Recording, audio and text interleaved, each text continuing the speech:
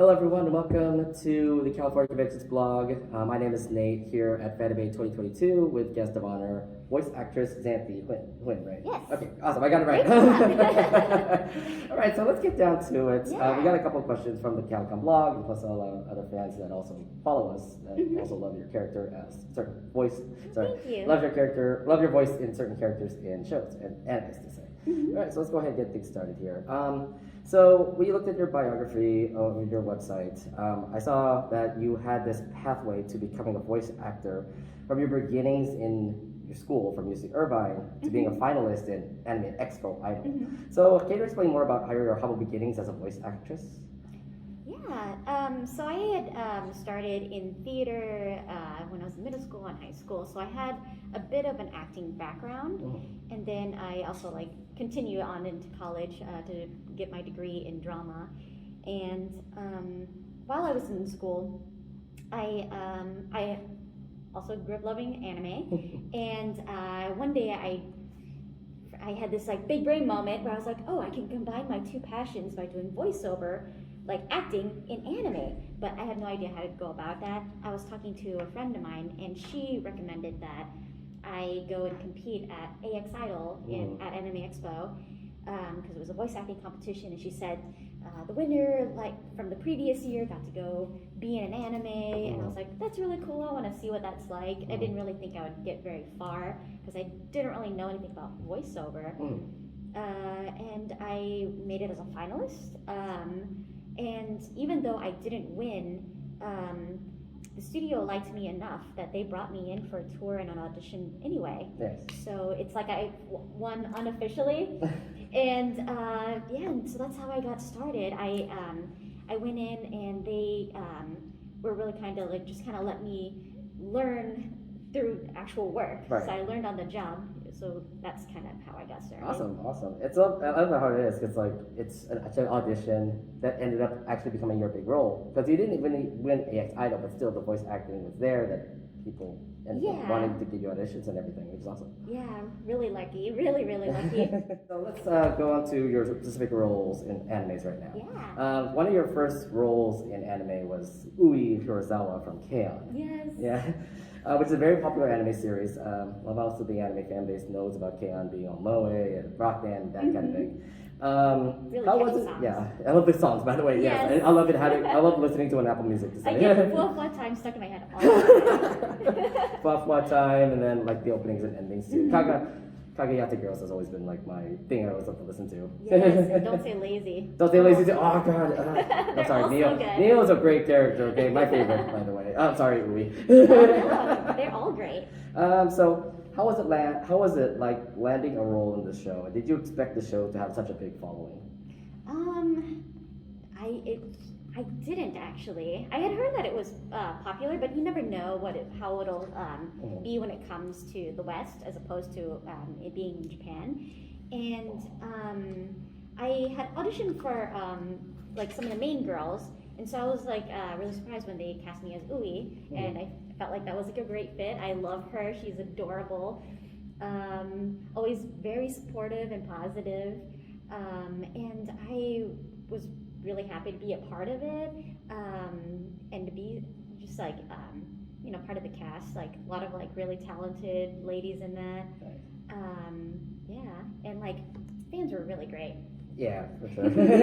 I like how Ui's just a supportive sister to Yui. And you know how Yui is in the show and all. I know, and she just finds her adorable, which I love that they have that great sister bond. Oh yeah.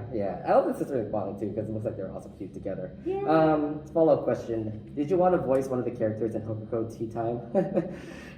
What was that? Did you want to voice one of the characters in Hokuko Tea Time, the band name? Yeah. I mean, I really my favorite character is Azusa, and I would have loved to play her.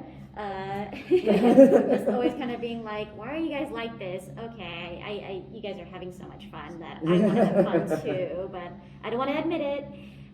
Christine Marie Cabanos does an amazing job as her. But yeah, she's one of my favorites. Awesome. All right, so let's follow up. Let's get over to Love Live because you voiced Hayano, the rice girl, I would say. Because she loves rice. That's what I know about her. So the original Love Live anime came out in 2013, while the dub came out 3 years later in 2016. Were you a fan of Love Live before you landed this role as Harayo? I kind of heard of it, and I kind of was more introduced to it through the game, the rhythm Oh, the game. Love Live game? Yeah, so I was familiar with the songs because so many of my friends were just addicted to the game, and I got into it too.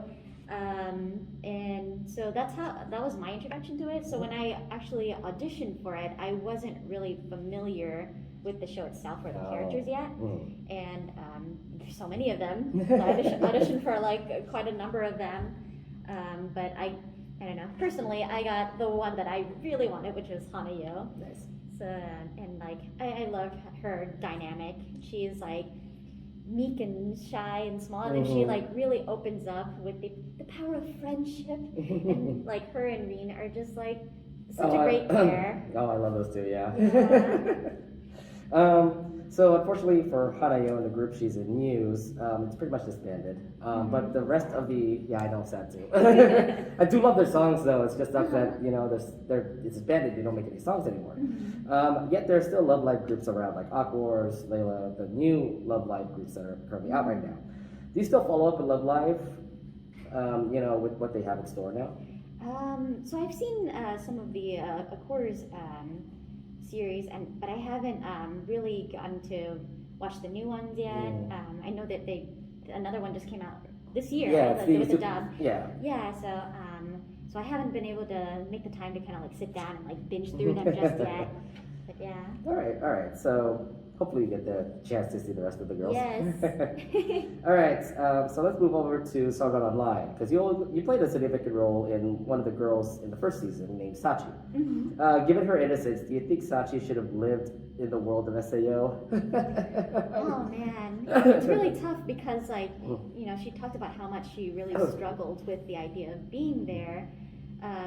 Being that she originally wanted to play the game just to do it with her friends, right? And then getting stuck there, she just didn't really feel confident enough about adventuring, especially when the stakes are so high. But I really wish that she could have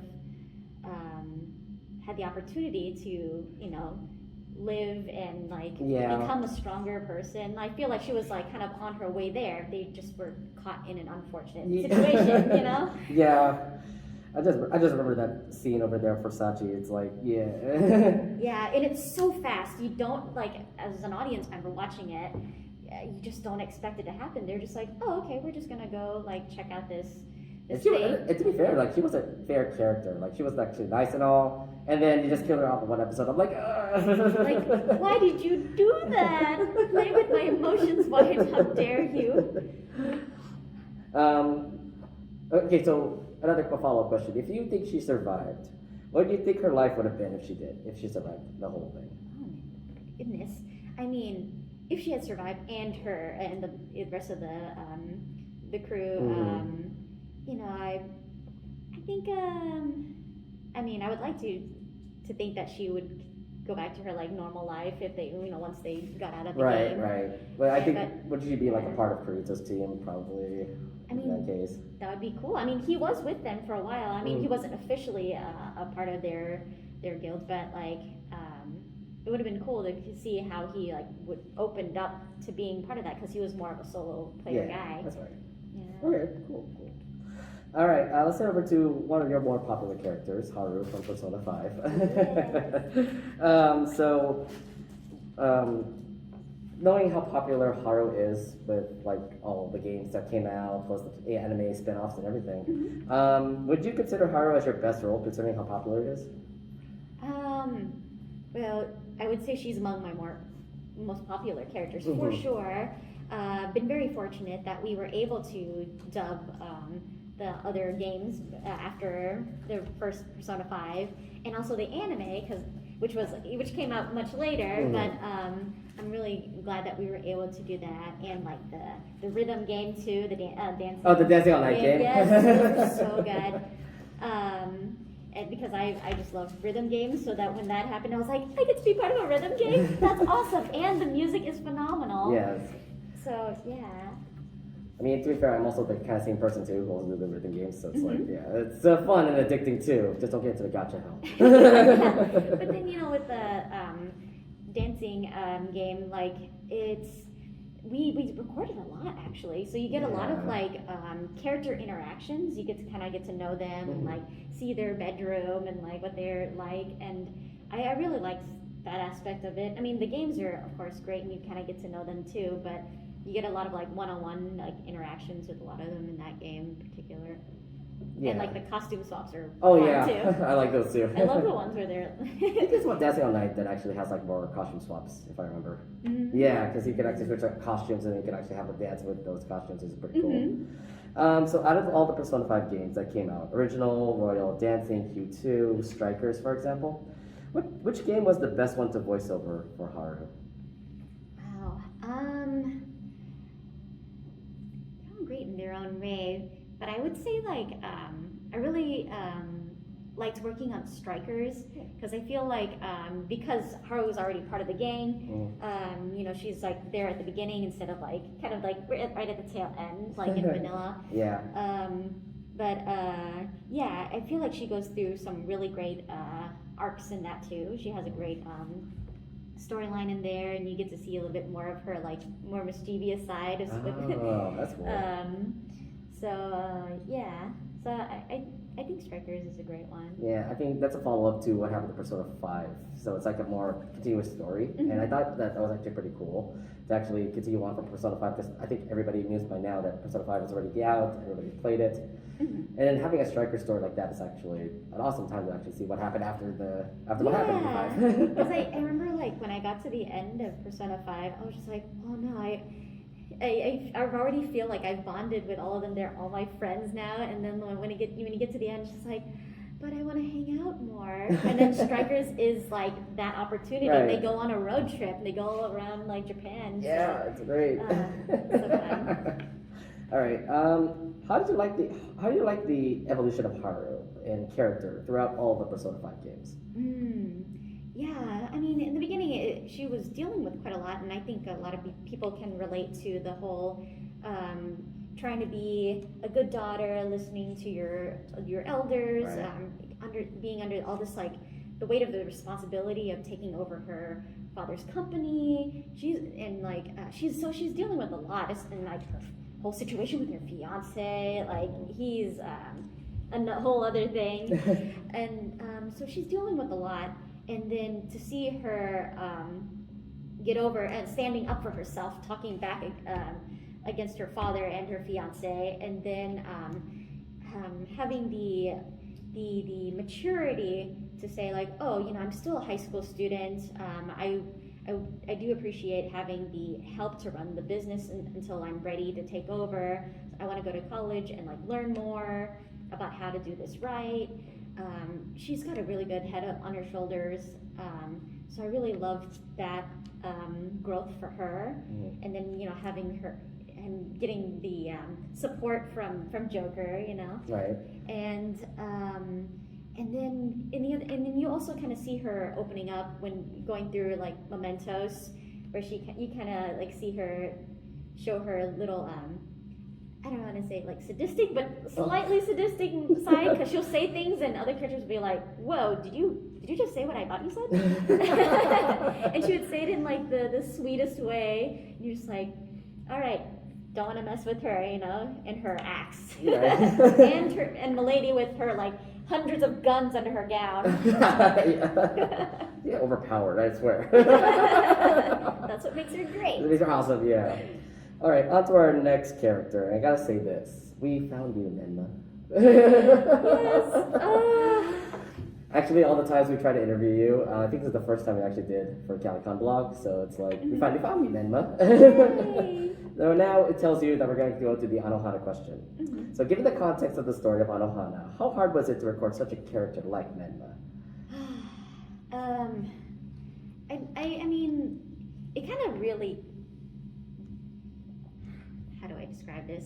It really eases into it, like, you know, like the story unfolds kind of slowly, like, oh, what's going on? What's with this whole situation between like her and Xanthe? Why is she here suddenly? And like, and you know, it's like she needed to be there to help them all go through the grieving process, and they all go about it different ways. It affected them all differently, and I think it's really powerful to kind of see how a traumatic event like that could affect like this group of friends, and for her to come back and like kind of bring them together to remember what their friendship was like. I think it's really powerful, and like it's beautiful, of course. The songs. Oh, every time I hear the ending song, like. I've heard it randomly at like the Japanese grocery, and I was like, I'm about to cry right now. Stop. That's not good. Also, I'm like, why? Yeah. It's a great story. Were there like tears shed when you were like recording through the sessions? Absolutely. Oh, it was so tough. And you know, we all recorded separately, and so when I was recording, I think at the time only KJ Tang had reached the end first before me. So I'm glad that he had been in first, so that I could listen and like hear how, like, you know, like when they're up on the hill and when she's saying her goodbyes and giving the letters. And when they're playing hide and seek and all. Yeah. Oh my god, I'm about to cry right now. No. Oh my god. I'm glad that KG was in first for Popo, and so I got to hear him, and that. Oh my god, hearing him cry, I was like, oh my god, I can't. And also, like, even like whatever you see on screen, like if it's like, you know, like 5 minutes of crying, we're spending like at least like 10-15 minutes recording that scene. So it's different when you're like in a moment of like, okay, I do the scene where I'm crying, and then I have to like hold it and wait, because now the sound engineer has to like move it in place, see if it fits, is the timing right, is it okay, let's do another one to see like if we can do something that'll fit better. And so I'm like waiting, and then you have to like do the cry again, and then like wait, so it's just like constantly in this moment of like I gotta be on the verge of crying but not crying yet, so it's quite a process. And like afterwards, like me and Patrick Sykes, the director, we're just like, we did it. Oh my god. Because I'm looking through like the glass into the other side where they're in the control room. Right. And like we're just all crying together. Doing a recording session like that, especially with a story with Anohana, especially those last couple episodes, I understand like how tough it'll be. Absolutely. Like, oh my god, this show was amazing. I cried like throughout the last couple episodes and all. It makes me cry now. Yeah, when we got together to do the cast commentary for the last episode, like they had us, they gave us the opportunity to preview it, because, you know, as a cast we had never been together for the recordings, and so we didn't see the end product yet. And they were like, okay, before you do the commentary, we'll let you watch the episode in all English now, and because like a lot of the crew are like my friends now. Watching through and hearing them cry, like it was crazy, because there were parts. There was a part where they were like hanging out at the temple, and I was like, I've never cried during this scene before, but their performances were so engaging that I was like crying before the climax, the ending. Yeah. So yeah, just. Yeah. Like I said, it was just tough for. I might need like a couple seconds to like recover from that. Oh, all right, yeah. Anyways, for those who haven't watched Anohana, please do, because it's a great, it's really awesome show. Beautiful story. Right. On a much lighter note, let's talk about Fire Emblem Three Houses. Yes. Marianne was a golden deer that you know, is an awesome character. She's kind of shy, timid, you know, but she's also a great healer or dancer to say. It all depends on how you play the character. Would you consider yourself as sweet as innocent like Marianne?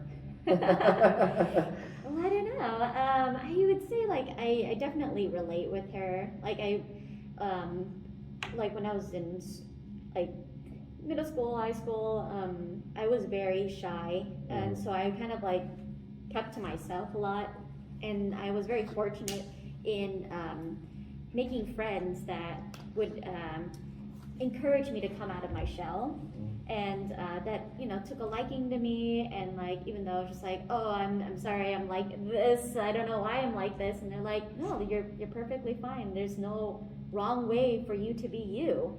And I feel like that's the same message that Marianne gets from the other golden deer. And the writing is just so great, and for her, the evolution of her character. And so I would definitely relate in those aspects of her where she's like, oh no, like, am I just a burden on other people? I don't want to be a burden for other people. And, to be told that it's okay, you're not a burden, we like you just the way you are, is such a powerful message. Oh yeah. It seems like a simple concept, but to see a character go through that arc is amazing, because it makes me feel like in my own life, if you stay strong and keep going, things will get better. Oh. And so, yeah. That's a good message to relate, especially with what Marianne had to go through. Oh yeah. Would you consider yourself a golden deer or another team? Yes. Okay, good. Golden deer all the way. So all the deers, baby. Casting. I don't know how to do the deers. Here's the deer. That was all Josija. I don't know how they do it, because I know there's like a lot of memes for the golden deers, like this, or the dab, because I've seen that pop out too. I think I'm gonna get a lot of hate for dabbing right in front of the camera. I blame Josija. He's incredible as Claude. All right, let's talk about your role in Kuroko Basket as Satsuki Momoi, because it looks like you're a very popular. You love Satsuki, like when you watch the anime. Yes, I was a big Kuroko's basketball fan. For many years, I did not think it would get a dub. It's been out for quite a long time. Right. So yeah, when I had heard from the winds that there was auditions happening, I was like, please let me audition for this, because there's only probably 4 or 5 females in the whole show. Because the rest of the guys, yes, I understand that. Yeah, it is a very male-heavy show, so I was like, oh, please. So when I was cast in it as Momoi, I was like, this is perfect, because Kuroko is my husbando, and I love Almine, and those are the two that she speaks to the most. That's true. I was like, yes, I just get to be a fangirl in real life for my two favorites. I would say I think you just had a positive how do you explain it? In the voice recording sessions, when you actually try to fangasm over Ao and Kuroko, you'll probably be like, yeah, you actually do have your expressions when you actually voice them. Yes, absolutely. Working with the directors Jalen Cassell and Koi Dao too. Koi Dao is Kuroko, and he is a massive fan, of course. And I think he was during the process, he was living, breathing Kuroko's basketball, because he is Kuroko. He was writing it, and then he was also directing a number of the episodes. And so yeah, it was great to just get to work with him, because he is really funny. Awesome. Yeah, it feels like it's fun recording session there. Yeah. All right, we're done with the voice acting questions. Let's actually talk about your cosplay questions, because I've seen you cosplay around a lot recently. This is coming from one of our staff members of the FanimeCon blog. Ooh. Which character has been your favorite to cosplay, and why is it Platelet? Excellent question. Great segue. Platelet. I love that cosplay in particular because it is comfy. It is one of the most comfortable cosplays to walk around in. It's true. A little bit simple, but very iconic still. When you go around, even walking around a con, I see the light blue shirts and the white cap, and I'm like, I know what you're from. And I love that going around and seeing cosplayers going in huge groups of platelets. That really warms my heart. Yeah. So that's awesome. I really loved that show a lot. So I'm really glad that I got to be a part of it. And to cosplay, it just helps me to really show my appreciation of the show.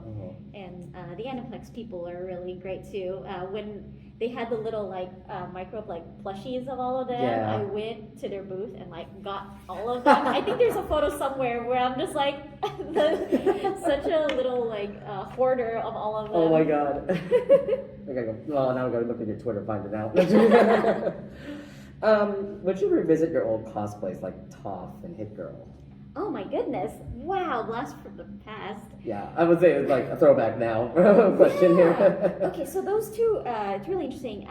Toph was probably like the second cosplay I ever made from scratch, and so it looked okay in photos, but close up you see threads like everywhere. I would just like do this, and like it would be too tight here, and just kind of like rip slightly, just like all right, safety pins everywhere.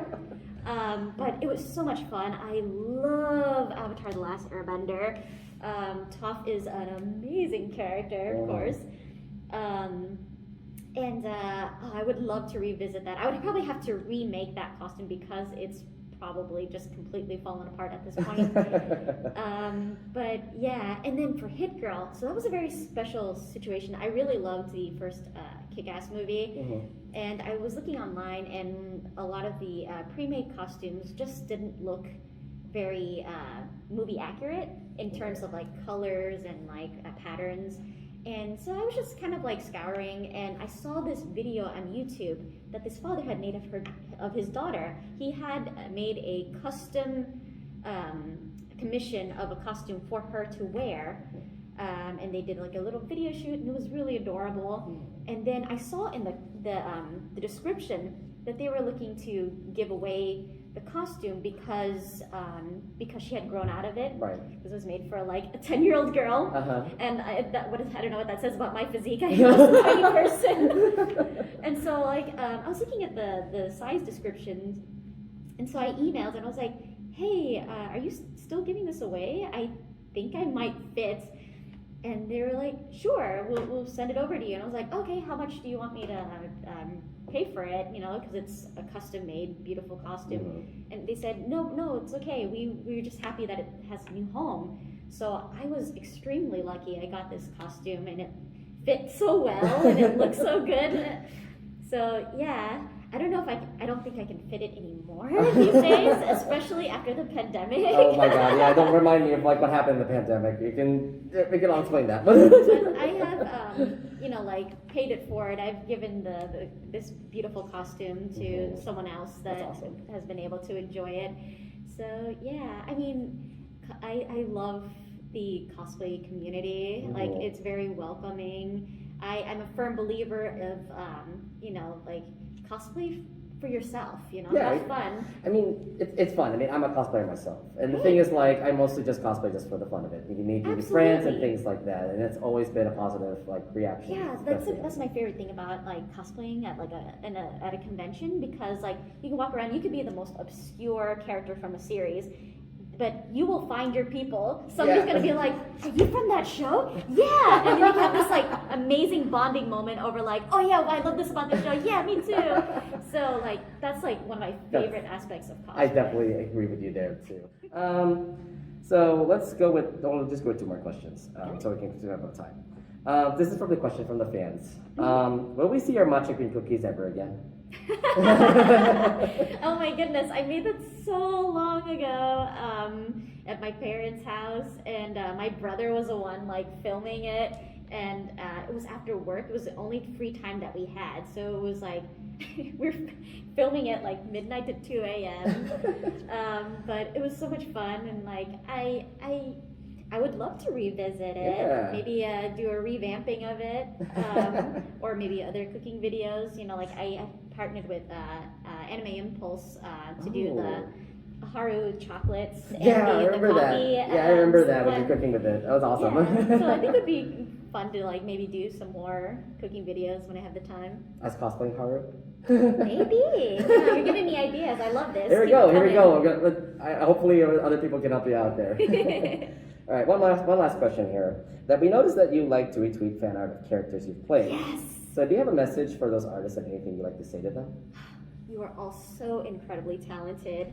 I am amazed, and I am in awe and so humbled by all the love that you give to to the work that us voice actors do. and that you connect with all of our characters. And I really feel the love every time I see all this incredible fan art. So there's so much creativity and talent out there. Thank you so much. I love it when fans like tag me and like just be like, hey, look at this, and I'll be like, oh my god, like I have all the feels again when I see fan art.